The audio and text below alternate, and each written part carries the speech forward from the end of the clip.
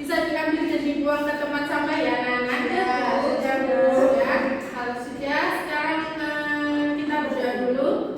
Untuk ketua kelas bisa dipimpin Mbak Ula. Siap, gerak, mulai. Bismillahirrahmanirrahim. Raditu billahi rabban wa bil islami dinan wa bi Muhammadin nabiyya wa rasulah. Rabbi zidni ilma warzuqni fahma. Amin.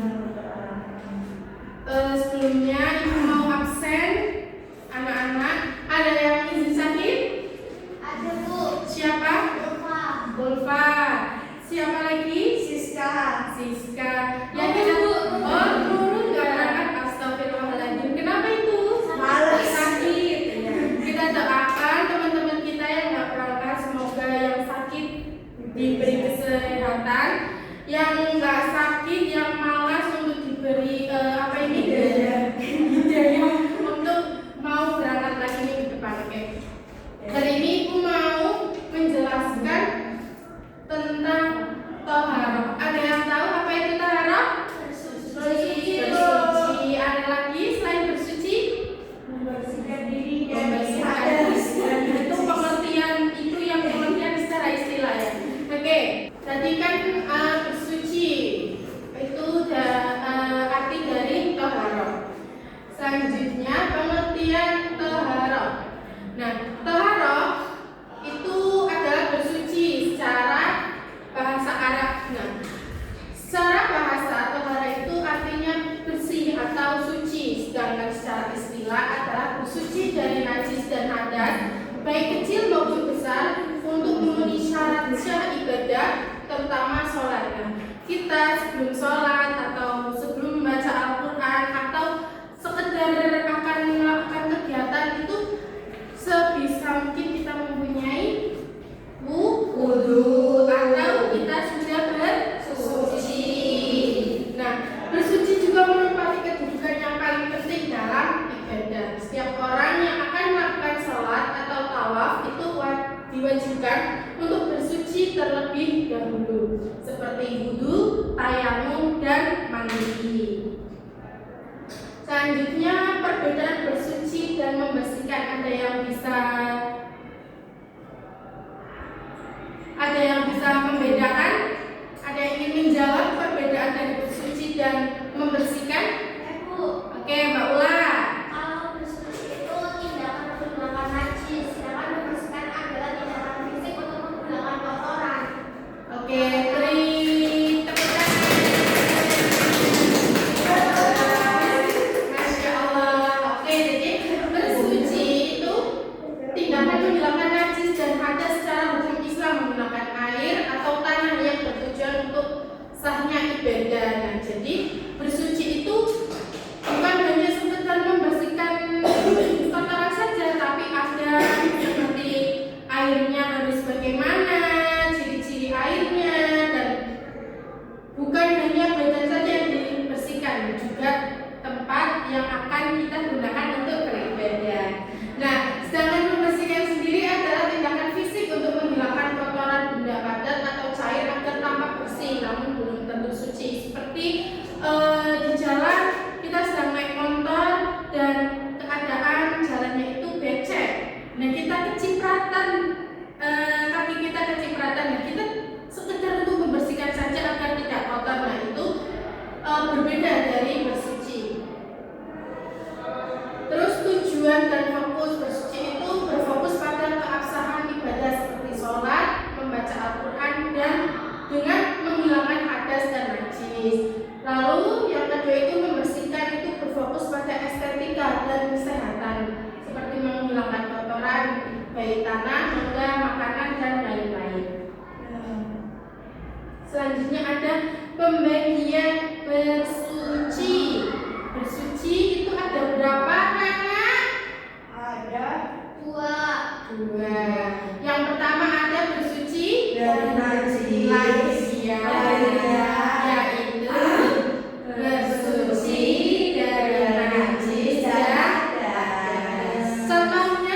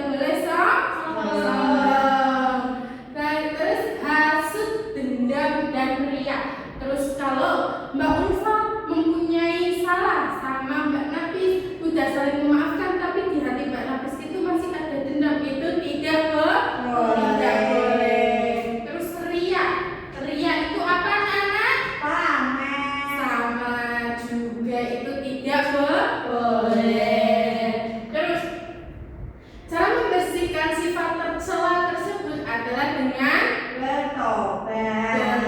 Allah, bertobat kepada Allah maksudnya salah. Nah, dan berjanji tidak akan mengulangi perbuatan tersebut. Nah, di dalam Al-Quran surat Al-Baqarah ayat 222 itu dijelaskan. Sebelumnya bisa dibacakan Mbak Ula yang dari tadi main HP. Astagfirullah. Silakan dibacakan Mbak Ula. Bismillahirrahmanirrahim. Bismillahirrahmanirrahim. Innallaha yuhibbut Innallaha yuhibbut tawwabin wa yuhibbul mutatahhirin. Allah. Artinya sesungguhnya Allah menyukai orang-orang yang bertaubat dan menyukai orang-orang yang menyucikan diri. Ya, tepuk tangan dan Mbak Ula. Nah, di Al-Baqarah di surat Al-Baqarah itu dijelaskan bahwa Allah itu menyukai orang-orang yang bertaubat apabila setelah melakukan kesalahan, entah itu kesalahan kecil, besar, amat besar, itu Allah dan bertobat itu Allah akan menyukai atau menerima taubatnya dan menyukai orang-orang yang menyucikan diri. Selanjutnya,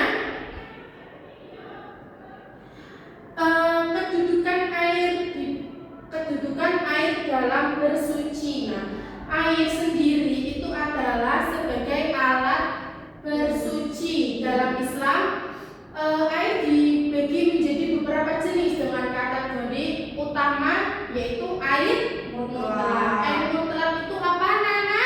Suci dan mensucikan. Muridnya satu saja yang menjawab, Kak Bapak. Dan yang sah digunakan untuk wudhu dan mandi wajib. Nah, air yang suci dan mensucikan atau air mutlak itu air yang masih murni, masih asli atau alami dan tidak tercampur dengan benda najis atau benda suci lain yang bisa mengubah sifat, warna, bau, dan rasa. Nah, air ini sah digunakan untuk berwudu, terus mandi wajib, dan menghilangkan najis. Apa saja sih jenis-jenis air yang suci dan mensucikan itu, anak-anak? Ada sumur, air hujan, air dari mata air es atau air salju, Air laut dan air laut dan air embun. Masya Allah. Ya, jadi kalian pasti tidak asing dengan air-air tersebut, air sungai. Kalian pasti tahu, tapi di Pekalongan Kota sepertinya tidak ada air sungai yang suci dan mensucikan ya, anak. Semua tercemar. Rajinnya ada air sumur. Apakah di sini masih ada yang pakai sumur? Ada. Itu bisa untuk bersuci dan mensucikan.